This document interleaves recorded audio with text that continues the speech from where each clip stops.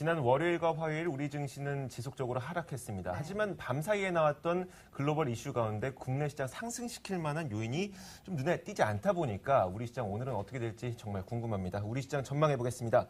우리투자증권 정우창 대리 연결돼 있습니다. 안녕하세요. 안녕하십니까? 네, 안녕하세요. 네, 어제도 외국인과 기관의 매도가 나오면서 코스피가 18거래일 만에 2020선 아래로 내려갔습니다. 어떻게 보셨나요? 예, 우선 전일장을 정리해 보겠습니다. 코스피 지수는 해외 증시, 전일 해외 증시 강세에도 불구하고 수급 부진의 영향으로 하락 마감을 하였는데요.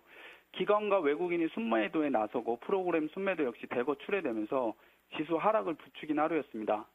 대다수 업종이 하락을 했으며 기계, 제약, 음식료 업종의 낙폭이 두드러진 하루였습니다. 특히 두산그룹주가 두산인프라코 해외 DR 발행에 동반 하락하며 전일 투자 심리를 크게 위축시켰는데요. 코스닥 시장도 전반적으로 장중 수급이 약화되면서 하락을 마감했습니다. 바이오, 헬스케어, IT 중소형주 등이 큰 폭으로 하락을 한 하루였습니다. 네, 알겠습니다.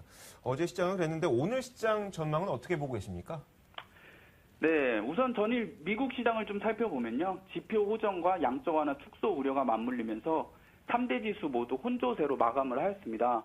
다우와 S&P는 약보합, 나스닥은 강보합인데요. 사실 투자자분들이 아침에 일어나서 제일 먼저 체크해야 되는 게 미국 증시 현황인데 최근 증시는 우리 증시와 상관관계가 사실 좀 많이 낮아졌습니다. 아무래도 국내 증시가 아직 이머징 증시 쪽에 속하고 있는데 최근 글로벌 증시와 선진국 증시와 이머징 증시가 일종의 대체제로 작용하면서 모멘텀이 강화되는 쪽으로 자금 쏠림이 엇갈리게 나타나기 때문인데요. 전주에 이 시간에 말씀드릴 때는 외국인의 매수 강도가 좀 약해졌다라고 말씀을 드렸었는데요. 저번 주 금요일부터 외국인이 매도세를 보여주고 있어서 투자자분들이 시장에 대한 걱정이 많은 듯합니다.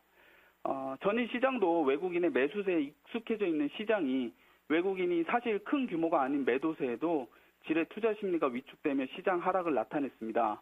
거기에 박스권의 시각을 갖고 있는 기관의 일관성 있는 매도도 전일 시장 하락에 한몫을 하였습니다. 결론부터 말씀드리면 최근 소강 국면인 시장은 여러 세부적인 원인들이 있지만 자연스러운 과정으로 보고요. 6월 말에 1770선에서부터 큰 조정 없이 2050선까지 상승했기 때문에 매물 소화 과정이 필요하다고 판단이 됩니다. 하지만 상반기의 뱅가드 물량처럼 추세적으로 외국인이 매도세로 돌아서지는 않을 것이며 앞으로 외국인의 매도 강도 또한 크지 않을 것으로 판단을 합니다. 이번 달 지수 하단에 대한 투자자분들의 궁금증이 많으신데 2000선이나 2000선을 살짝 하회하는 1980선에서 이루어질 가능성이 크다라고 보고 있고요.